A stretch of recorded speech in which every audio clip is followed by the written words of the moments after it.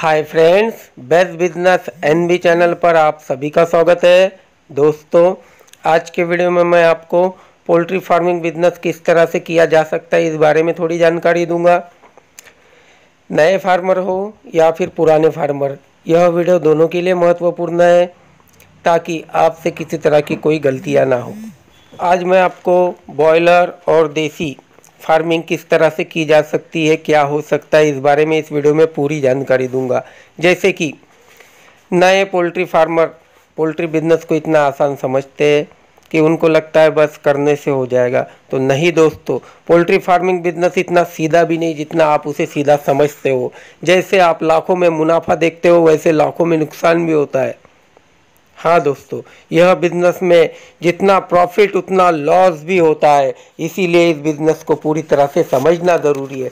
बिना सोचे समझे अगर आप इस बिजनेस में एंट्री करते हो तो आपका नुकसान हो ही सकता है। क्यों कि अगर आपको कुछ एक्सपीरियंस है ही नहीं और आपके यहाँ पे किसी तरह की बीमारी या आप कोई वायरल डिसीज आ गया तो आप उसे निपटने में असमर्थ हो जाओगे, और जैसा कि आप वीडियो में देख रहे हो आपका पूरा लॉट इस तरह से मर भी सकता है। सबसे ज़्यादा ऐसे प्रॉब्लम नए फार्मर के साथ ही होते हैं। इसीलिए दोस्तों, अगर आपको किसी तरह का एक्सपीरियंस नहीं है तो उसका समाधान मैं आपको बता दूं।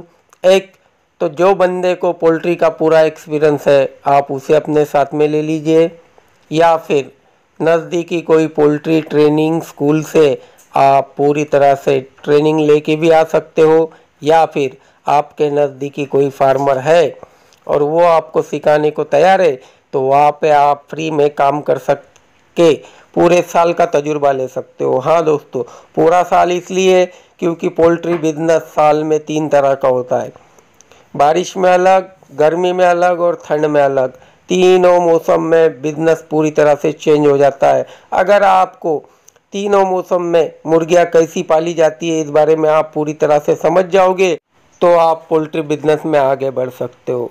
क्यों कि बॉयलर मुर्गी पालना इतना सीधा नहीं है। रात रात को जग जग के इतनी मेहनत करने के बाद अगर आपके यहाँ पे किसी तरह का कोई वायरल इन्फेक्शन आ गया तो आपका पूरा लॉट भी मर सकता है, आपको लाखों का नुकसान भी हो सकता है। उसी तरह देसी पोल्ट्री वाले आप भी सुन लीजिए, अगर देसी पोल्ट्री फार्मिंग करना चाहते हो और आपको भी किसी तरह का कोई एक्सपीरियंस नहीं तो आपके साथ ही यही चीज़ें हो सकती है।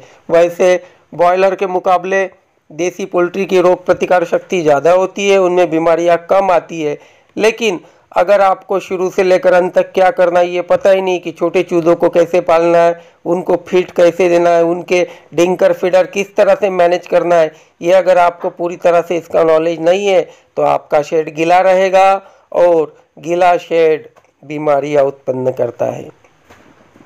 वैसे ही जब भी आप शेड बनाओगे, फिर बॉयलर के लिए बनाओ कि देसी के लिए बनाओ, शेड में किसी तरह की कंजूसी ना करें। अगर कंजूसी करते हो और आपके यहाँ पे वेंटिलेशन सही तरह से नहीं रहेगा तो भी आपके यहाँ पे बीमारियों का खतरा बढ़ जाएगा। आप बॉयलर बिजनेस करना चाहते हो या फिर देसी बिजनेस करना चाहते हो, पहले आप ये समझिए कि बॉयलर में सबसे ज़्यादा आपको मुनाफा हो सकता है, क्योंकि बॉयलर की जो बैचेज होती है वो 40-40 दिन में निकल जाती है। देसी पोल्ट्री में थोड़ा मुनाफा स्लो होता है क्योंकि देसी पोल्ट्री की बैचेज 4 से 5 महीने लगता है। दोस्तों, दोनों में से आप पहले डिसाइड कर लें, उस हिसाब से आप अपनी प्लानिंग कीजिए, उस हिसाब से आप अपना शेड बनाइए। और सबसे बड़ी बात आपको बता दूँ कि आपके नज़दीकी वेटरनरी जो डॉक्टर होते हैं उनके टच में रहिए, उनकी सलाह लेकर ही किसी तरह का कोई काम करें। अगर आपको मेडिसिन के बारे में कोई किसी तरह की जानकारी ही नहीं होगी तो आप अपने मुर्गियों को पूरी तरह से ना तो प्रोटीन दे पाओगे और ज़रूरत के समय ना तो उन्हें एंटीबायोटिक दे पाओगे। इसीलिए मैं बार बार वही कह रहा हूँ आपको कि थोड़ा तजुर्बा लेके ही इस बिज़नेस में उतरे।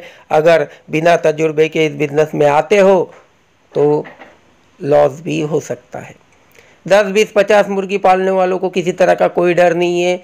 जैसे आपके परदादा पिताजी पालते आ रहे हैं आप उस तरह से पाल सकते हो। लेकिन अगर आप बिजनेस के हिसाब से पोल्ट्री बिजनेस में आना चाहते हो तो दोस्तों तजुर्बा बहुत बड़ी चीज़ है, वह साथ में होना ज़रूरी है। आपको यह हमारी वीडियो कैसी लगी कमेंट में बताएं। वीडियो पसंद आई हो तो लाइक ज़रूर करना और ज़रूरतमंद दोस्तों में से शेयर करना। आप सभी का धन्यवाद।